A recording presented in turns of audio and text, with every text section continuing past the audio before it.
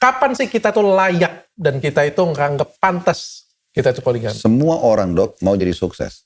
Iya benar sih. Tapi kira-kira siapa yang akan sukses? Itu pertanyaannya kan? Iya. Orang yang mau belajar, orang yang mau bekerja keras, baru dia bisa sukses. Kalau mau poligami nggak mau, semua mau. Laki-laki pasti begitu. Iya, tapi kan maka dia, iya, tapi sama. Mau kaya nggak mau. Mau jadi sarjana nggak mau. Mau pejabat nggak mau. Tapi nggak ada upaya.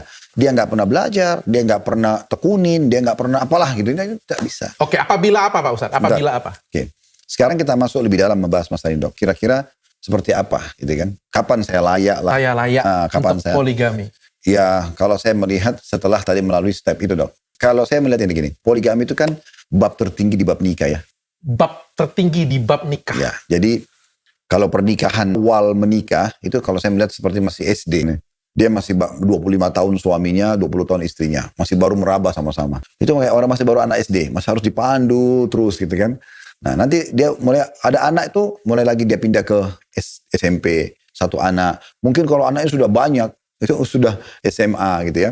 Ada orang mungkin dia cuma satu rumah tangga, dia istri sama anaknya. Ada juga orang, dia istri sama mertuanya. Dia istri sama iparnya. Dia istri sama orang tua dia selain mertuanya. Jadi banyak yang komponen rumah tangga yang dia sudah atur. Ini kan sudah mulai, levelnya sudah beda lagi. Nah sampai nanti level kuliah. Jadi kuliah itu orang sudah S1 selesai, masih ada kan S2, ada S3, ada profesor.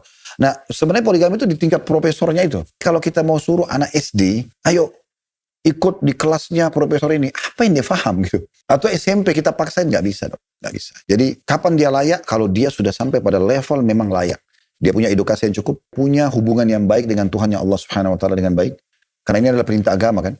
Sebagai contoh gini, Dok, saya pernah ditanya oleh seorang dai, Ustadz, di satu wilayah saya itu tablik akbar di Sumatera waktu itu. Saya nggak usah sebutin wilayah juga nama beliau.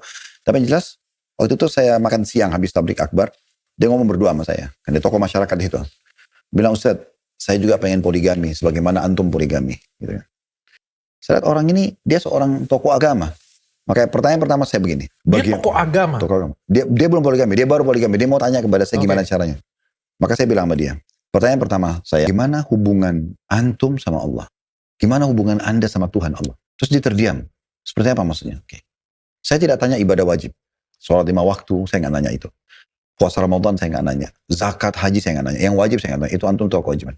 Sekarang yang saya tanya adalah lembur-lemburannya nih. Sholat sunnah, sholat duha, sholat tahajud, sholat wudu, sholat taubat, zikir habis sholat, zikir pagi petang, baca Quran per hari berapa lembar, silaturahim keluarga, bersedekah, jenguk orang sakit. Banyak sekali rincian perbuatan baik dalam Islam. Mana posisi anda dalam ibadah-ibadah itu?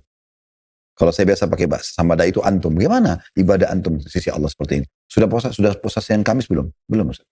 Gimana sholat tahajud antum? Setiap malam dikerjakan? Enggak, bolong-bolong. Hampir semua ibadah yang saya tanya, semuanya masih kurang. Saya bilang, gimana caranya antum berharap Allah memberikan antum ini, diberikan amanah untuk menerapkan syariat ini, sehingga menjadi contoh bagi masyarakat, sementara antum sendiri masih rusak, jauh hubungannya sama Sang Pencipta. Jadi ibaratnya gini, Dok. Kalau berarti nggak asal poligami aja. Oh, nggak bisa. Nggak bisa, ini poligami ini ibadah. Berarti nggak boleh langsung lompat, pokoknya suka dengan itu, langsung poligami aja nggak bisa. Itu tadi, resikonya jangka pendek. Oke, berarti harus ada tahapan yang bukan cuma sholat 5 waktu aja, bukan cuma kita puasa Ramadan aja, tapi kita juga melakukan deket banget dengan Allah ini. Jadi gini, ibaratnya, Dok, rasionalnya gini, supaya lebih mudah difahami. Saya ini misalnya kerja di perusahaan. Semua dokter kita kerja di perusahaan, Dok, ini. Kita alhamdulillah pemilik, tapi kita bicara kalau kita jadi pegawai.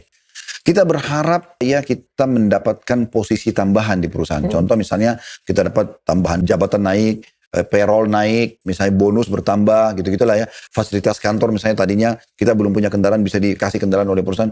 Terus kita ajukan proposal itu ke ruangan dirut misalnya. Pertanyaan sederhana, Dok.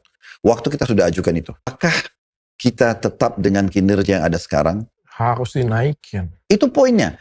Kalau kita mau proposal itu diterima, biarkan dirut menilai, oh orang ini lebih cepat datang. Oh dia lebih lambat keluar. Loyalitasnya terhadap perusahaan ada. Hasil kerjanya ada. Di ACC, Dok. Oke. Dan ini akhirnya dimudahkan dari istri pertama akan memudahkan. Betul. Istri kedua akan memudahkan. Mertua akan memudahkan. Betul, itu yang terjadi. Itu faktanya. Jadi kadang-kadang saya pernah, Dok, dibukain oleh Allah depan mata. Istri saya semua duduk sama-sama. Duduk. Mereka minum teh sama-sama, mereka ngobrol.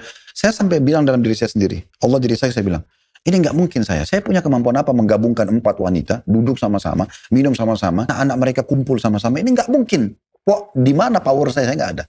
Saya cuma mengatakan la haula wala quwata illa billah. Tidak ada daya dan kekuatan ini, tidak ada daya dan kekuatan kecuali dari Allah. Allah yang mengatur semua. Tinggal bagaimana kita mengatur level kedekatan diri kita kepada Allah. Karena Allah kalau mudahin semua tidak ada yang mustahil.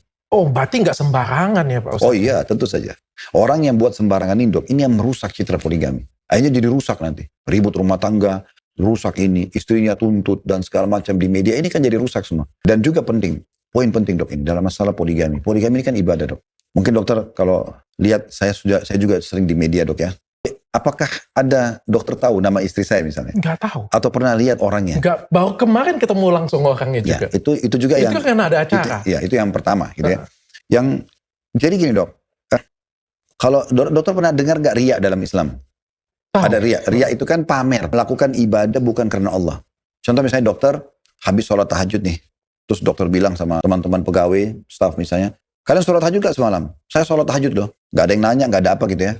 Tapi dokter ceritakan. Tujuannya apa? Supaya mereka bilang, oh dokter sholat. Itu namanya riya dok. Oke. Riya itu sedikit pun bisa menghancurkan amal. Poligami itu ibadah. Kenapa orang banyak gagal dok? Karena dia datang sama temannya gini.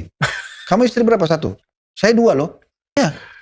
Pamer ibadah itu. Allah bisa cabut nikmat itu. Oke. Gagal rumah tangganya. Karena dijadikan bahan pamer. Iya.